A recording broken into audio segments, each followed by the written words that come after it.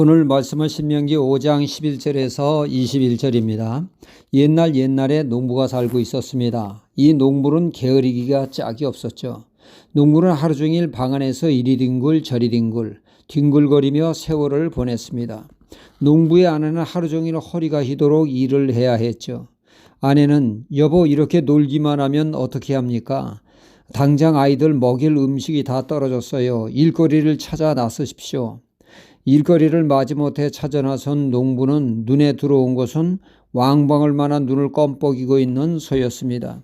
소는 팔자도 좋지 저렇게 앉아 되새김질만 하고 있으면 주인이 때가 되면 여물을 가져다 주니 놀고 먹는 소가 부럽구나. 농부는 무언가 열심히 만드는 노인을 만나게 되었죠. 그는 소의 가면을 만들고 있었습니다. 소가 부러웠던 농부는 소의 가면을 한번 써보고 싶다고 했죠. 그 소 가면을 쓰는 순간 그는 소가 되었습니다. 아니 이게 무슨 일이야 했지만 입에서는 음매소리가 나왔죠. 노인은 그 소를 우시장에 가지고 가 농부에게 팔면서 한 가지 주의를 주었습니다. 이 소에게 절대로 무를 먹이지 말라고 신신당부를 했습니다. 팔려간 소는 하루 종일 쟁기질을 하며 고달픈 삶을 살게 되었습니다. 심지어 죽겠다고 하지만 말은 음매로 나왔습니다. 그런 중에 그런 노인이 자신에게 팔면서 한 말이 생각나 소가 된 농부는 무밭에 들어가 우걱우걱 무를 먹었더니 다시 사람이 되었습니다. 집에 돌아오니 아내는 어디 갔다 이제 왔느냐고 물으나 농부는 지난날 게으르게 산 것을 아내에게 사과하고 그 누구보다 성실하게 살았다라고 하는 전래동화 소가 된 농부의 이야기입니다. 이렇듯 게으른 사람이 있습니다. 이런 사람들은 무임승차로 민폐를 끼치는 삶을 살게 되죠. 어느 가정에 그 남녀가 만나 결혼을 하게 되었습니다. 그런데 결혼 후 남편이 일을 나가질 않습니다. 날마다 놀기만 하고 눈치가 당신이 벌어와입니다. 부인은 임신을 하여 영양 보충을 잘해야 건강한 이세를 낳을 텐데 남편은 전혀 일할 생각이 없습니다. 쌀은 떨어져 가고 먹는 것은 부실하니 부인은 너무 힘이 듭니다. 당장 무거운 몸을 이끌고 나가 일을 하고 싶었으나 꾹 참았다고 합니다. 이때 내가 나가 벌면 게으른 남편 저버릇 평생 못 고쳐 우리 집안은 희망이 없다. 그래서 이 부인은 아무리 배가 고파 빈혈기가 있어도 끝까지 나가 일을 하지 않았다고 합니다. 결국 남편은 배가 고파 더 이상 게으름을 피우지 못하고 일을 하게 돼요. 그때 게으름에서 탈피하여 그 누구보다 성실한 가장이 되었다고 합니다. 이처럼 게으른 것도 문제지만 이와는 반대로 일 중독 또한 문제입니다.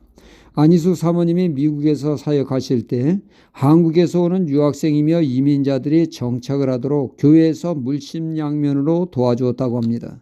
갓 한국에서 온 여전도사님이 계셨는데 딱히 사역지가 없어 세탁소에서 아르바이트를 일을 하게 되었다고 합니다. 늦게 배운 도둑질 날밤 새는 줄 모른다고 돈 맛을 보게 된 이 여전도사님 세탁소 일에 올인을 하게 됐습니다. 어찌나 열심히 살았던지 세탁소를 인수하여 사장님이 되었습니다.